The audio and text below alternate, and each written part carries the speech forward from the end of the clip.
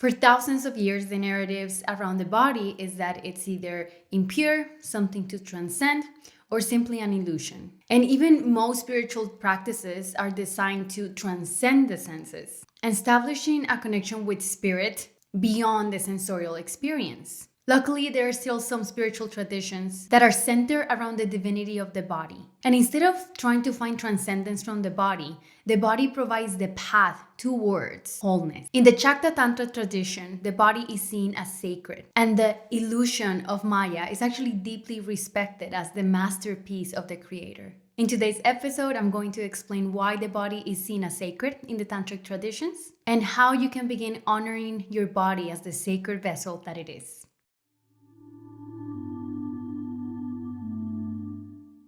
My name is Silvana. I am a course creator and the founder of the Venusian Academy, a space for the exploration of the divine feminine healing arts and Shakta Tantra. If you'd like to join the Academy and learn more about my Tantric mentorship, please check the description box below. So in the Shakta Tantra tradition, the body is actually seen as the vehicle for liberation. Instead of trying to liberate ourselves from the body or transcend the senses, we see it as the perfect vehicle for the weaving, to unite the animal with the divine, the temporal with the eternal. And if we're able to, through the body and through these three-dimensional life experiences and the world of duality, if we're able to find moksha and liberation in the present moment, then we are in the inner marriage of our inner Shiva and our inner Shakti. We seek to find the freedom of moksha through the body by seeing its innate divinity and entering into a state of blissful acceptance with it. In the case of the female body, there is an added element of divine expression. Since in the Yoni Tantra, we can find that the 10 Mahavidyas actually live in a woman's Yoni. Devi is at the base of the Yoni, and Naganandini is in the Yoni. Kali and Tara are in the Yoni chakra, and Chinnamasta in the hair. Baglamukli and Matangi are on the rim of the Yoni. Mahalakshmi, Shodashi, and Bhuvaneshwari are within the Yoni. By worshipping the Yoni, one certainly worships Shakti. So how can we as women worship the Yoni? Because it seems that worshipping the Yoni is also another way of worshipping the Mahavidyas, and we can do all the different pujas and all the rituals, but we actually have the vehicle and we are the carriers of the sacred Yoni. We were giving a body to worship. So in order to worship something, you are placing it as divine, but we have to start somewhere, right? Like historically, we have this very weird relationships with our bodies, and there's all these programs and trauma and all these things that got in between our body and how we actually perceive and how we're able to accept our bodies as they are. So the best way to worship the body is by honoring these sacred animals that we have and all of their functions as equally divine. We can begin worshiping our bodies by, first of all, getting into alignment with our menstrual cycles. Paying attention to the different changes that we go through every month. Paying attention to how the moon affects us. And being a really good mother to your body. And that means nourishing it, feeding it at appropriate times, maintaining it clean, doing daily offerings. So what is it that you offer your Yoni? What is it that you're offering your sacred body on a daily basis? Because I think it's an absolute waste of time to just do all of the rituals and do all the worshiping pujas and do all the spiritual practices if you are not taking care of this body, especially if you're interested in the tantric path. It starts in the body. So it's not about transcending it. It's about learning to worship it as divine. And I think a really important point here is to see ourselves as the observers of the body and allow ourselves to also witness what are the experiences that we have in relation to our body. So there's so much going on in the external world, but if we can pull in our attention and awareness a little bit and pay close attention to the actual physical vessel, you're bringing presence, you're bringing consciousness into the sacred animal. When I first started studying and immersing myself in the world of Tantra, there was this particular thing that I was noticing where they were like, in Tantra, because you are worshiping the Yoni and the body, there's this whole idea that a woman becomes a living goddess. And this is one of those things that it can be very empowering, but it can also create like a space for certain parts of the ego and the mind to really take a hold of it and go crazy with it. Like, well, I am a goddess, therefore, and more separation in that whole idea. So I really sat with this idea of like, what does it mean to be a living goddess, and how do I respect myself without trying to portray myself to being some, holier than thou energy, and what's the sweet spot there. And what I found is that the best way of worshiping the self as the embodiment of the living goddess, and knowing that my true identity is the observer that is witnessing this body in its sacred process, is to actually lead by example, is to become the mother of my body, the nourisher of my body. Pay very close attention to how I adorn it. Do I have a good relationship with it, with the parts of myself? And there's no need for me to talk about it. There's no need for me to tell people that I am a living goddess. Like, the feminine path is mysterious for a reason.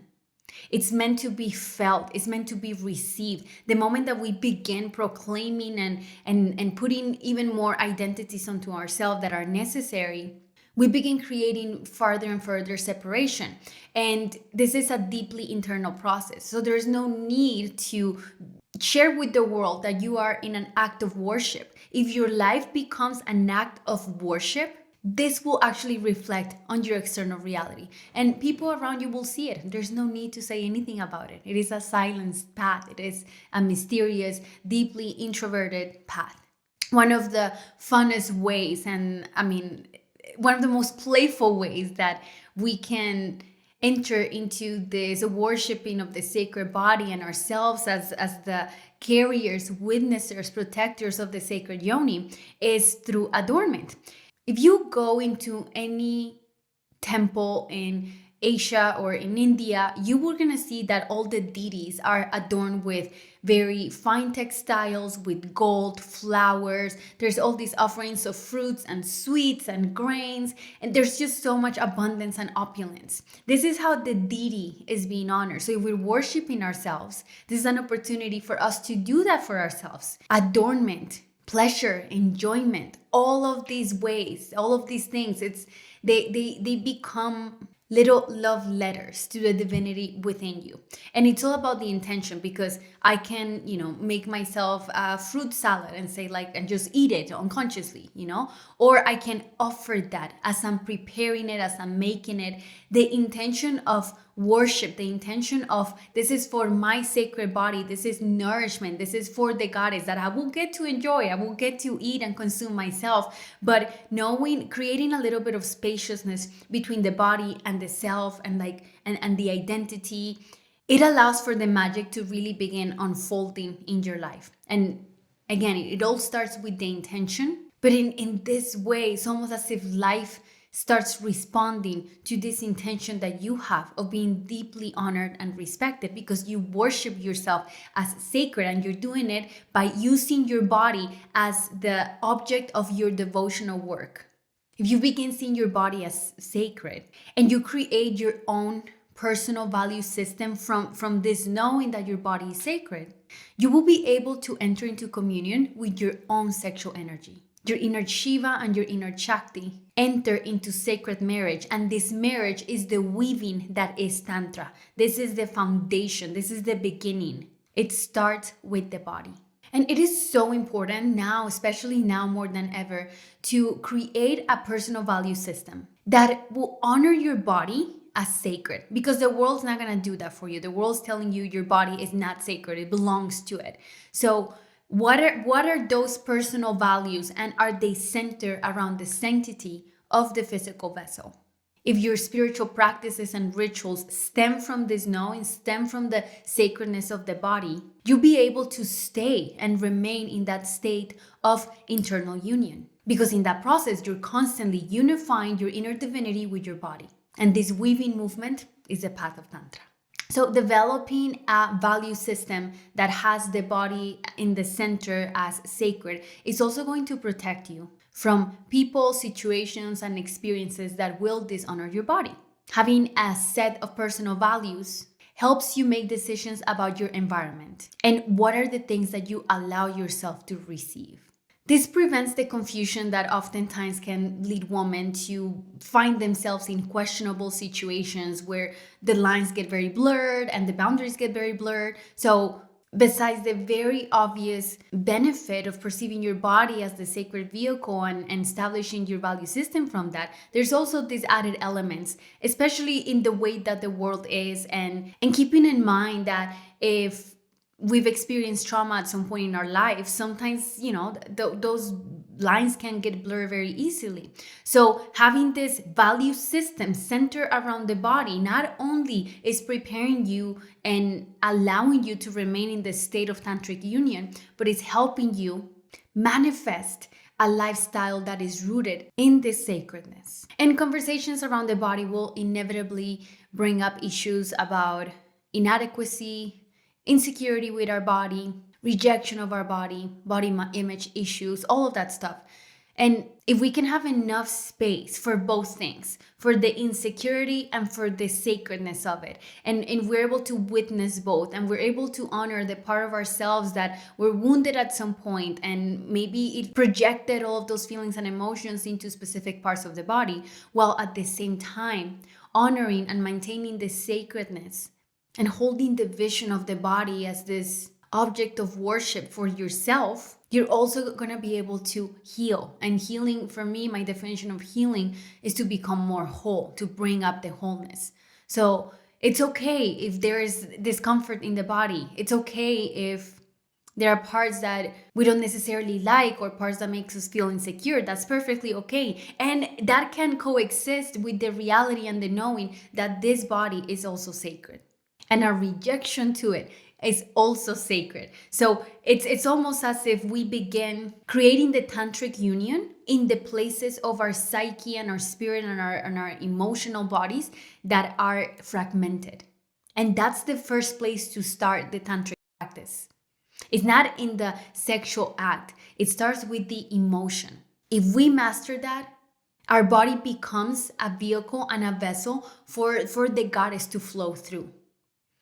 It's not that the mind becomes a goddess or there's an identity of a goddess. It's that it becomes open and purified enough through unconditional love that we give ourselves so that it can host and it can receive the deity that we decide to work with whenever we are in the path of Shakta Tantra. So if you enjoyed this episode, please like and let me know in the comments below what you think. What's your relationship like with your body? Don't forget to check out the description box below to see how to join the Venusian Academy, and I'll see you guys next time.